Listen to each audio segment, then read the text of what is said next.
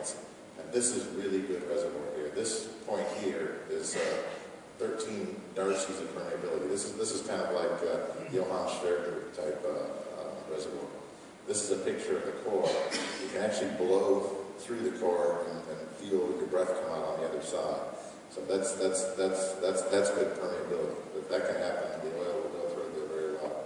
So we're testing that zone right now, that zone that has this type of rock in it at Nicholas, and it'll be one of the results we release.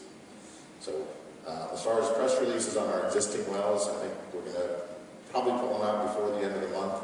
The government of Kenya has asked us to try to bundle up news together, so I think there'll probably be a release coming out that will talk about Atuco 2 testing, Ecalus testing, the results of EMOG, and the results of Twiga 2. So I think all of those should be getting ready to release about the end of this month. The Sala well and some of the exploration wells, I think, are going to go into May and possibly even into June in some cases.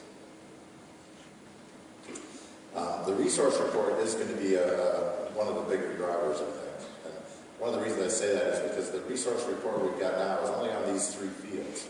It's only on Gambia, Twiga, and Atuco. So again, it's 368 million barrels versus what our partner's been telling the market, 600 million barrels. In these 3 fields, there's another 480 million barrels of potential that our appraisal wells should be addressing. So we expect to see these fields come up in size as well. But probably more importantly, if you look at the ones that we're going to be adding, we're going to add Ecalus, we're going to add Agete, we're going to add Ewoy, and most importantly, we're going to add Amazon. I think Amazon is going to be a potential size similar to Gambia when we add that in. So, and then as well, we're going to be drilling these wells, which are going to have a big impact as well, but they won't be in the upcoming resource update. We won't have the results of any of the wells in purple on this reserve update. And what we're after is this. It's the 3 billion barrels that we think is possible in the Lokichar Basin. So we're not going to get there all the way there with the wells we've drilled today. But one thing I think you will see is the risk volumes are going to come up. As we have, back then we'd only made 3 discoveries, now we've made 7 in a row. It's hard to argue that our chance of success going forward is going to be 30%, which is basically this number here.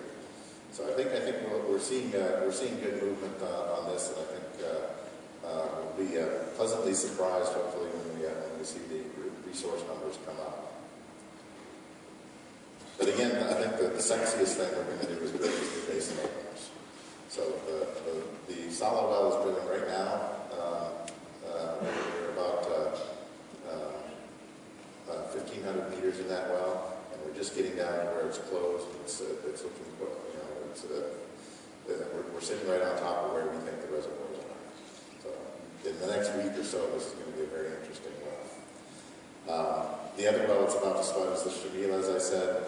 This is our second favorite basin. We've got 2 wells in here. The second one's probably going to be Samaki. We haven't agreed with that with our partner. And then the 2 here in Caribbean. These are the big ones. I think keep your eye on these. If we announce a discovery in this and the stock doesn't go up dramatically, then I think the market doesn't understand our story.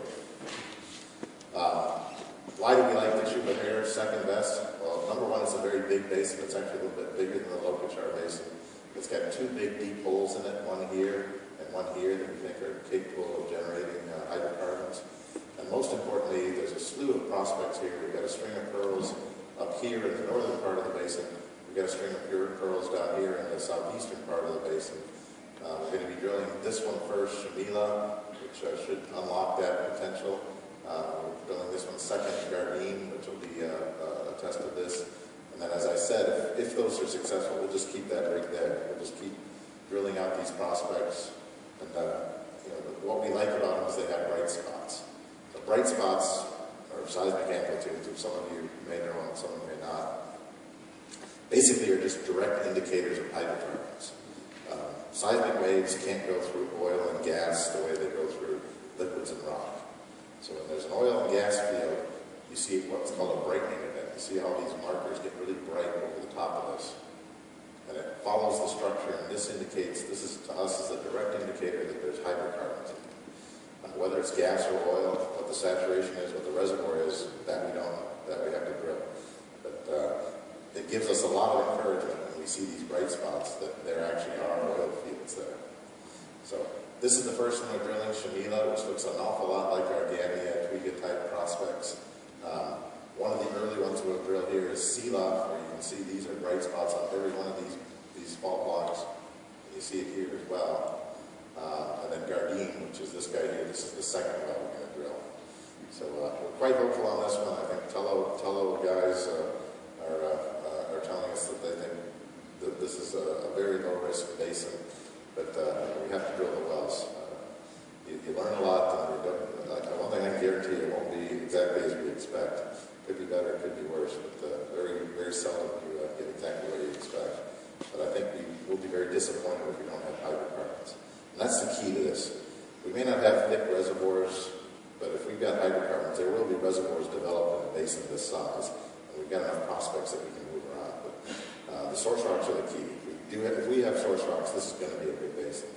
It may take a little hunting around to find where the sweet spot is. I think we got a little lucky in Lokichar. So far, the sweet spot was the first well we drilled. We drilled what looks like maybe the best prospect in the basin with our first well. But, anyway, very exciting times on this. Extending that, if this one works here, the Chubahar, this is the block we just announced that Marathon has come into. So that trend extends all the way up almost to Addis Ababa in Ethiopia. 45,000 square kilometers, a number of basins that look just like this. This is the one I think I was telling last time. We've seen a lot of oil slicks around here. We've seen good, thick source rocks and outcrop. We've been doing some field work. TOCs, total organic carbon, up to 59% of the shales, which is really good source rock possibility. This is where our environmental guys were out doing a survey, and a farmer came up and they told me we were doing an environmental survey. He said, "We've got a big problem." He says, "We keep trying to drill water wells and we keep getting this petroleum substance coming up in the water wells. We can take care of that. Can you show us exactly where that's happening?" So, we've actually got a little shallow drilling rig that we're contracting, and we're going to go out and help them find some water in that area. The other basin, again, which is kind of a sleeper, which is the South Carrio. This one we haven't put much press out on it, but it's the twin basin to the Lokichar. It's right next to it. Should be very similar, and it looks just the same. Big deep hole here, in this time in the north. It's got the string of pearl prospects all along it. The first one we're going to drill is Daipa. The first one we're going to drill is Daipa here, which you see on this seismic line. Looks an awful lot like what we're looking at in the basin next door.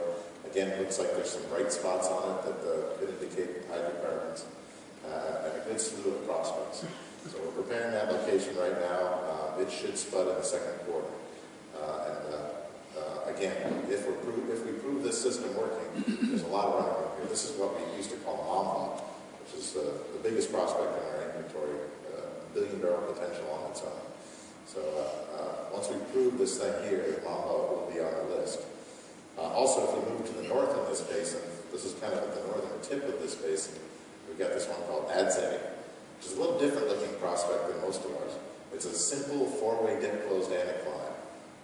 Again, with a source rock area just to the north and possibly to the south.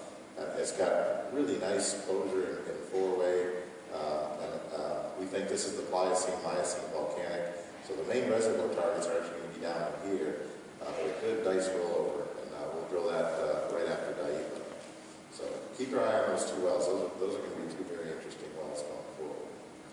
We're also drilling the first one, as I said, on Lake Turkana. We've got 4 drillable prospects now. Kiboko is going to be the first one. It's going to actually be on land, and probably Samake is going to be the second one. It's going to be deviated from the shoreline under the lake. We're still deciding on the prospects. But again, good-looking prospects. So this is Kiboko. You see the same type of geometry here in what we call the northern string of pearls. Big basin boundary fault rolling into the fault. Again, some bright spots and flat spots indicating hydrocarbons. So Samaki is on trend. Kiboko, this is really our Kafar, which is this big guy. But Samaki is right on trend with that. So I think this is probably going to be the one that's going next. So again, the reason we like this basin is it's more than 3 times the size of any other basin, both in area and in prospectivity. Sala, we drilled our first duster here that we operated the Hossie well, but we're actually moved over in the same block into a different sub-basin, the Anzagrab and the Bogal Deep. So, the Bogal well found gas. This well here in Dovu, which was drilled in the 80s by Marathon, found a big, thick oil stain column, but wasn't tracked. So we know we've got gas generated, we know we've got oil generated, and Sala's kind of right between those two. Big structure here, 500 million barrel type potential, 400 million on the slide. The real question is, oil or gas or a mix of the two?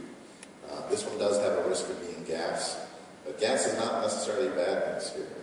I can tell you I live in Nairobi, my power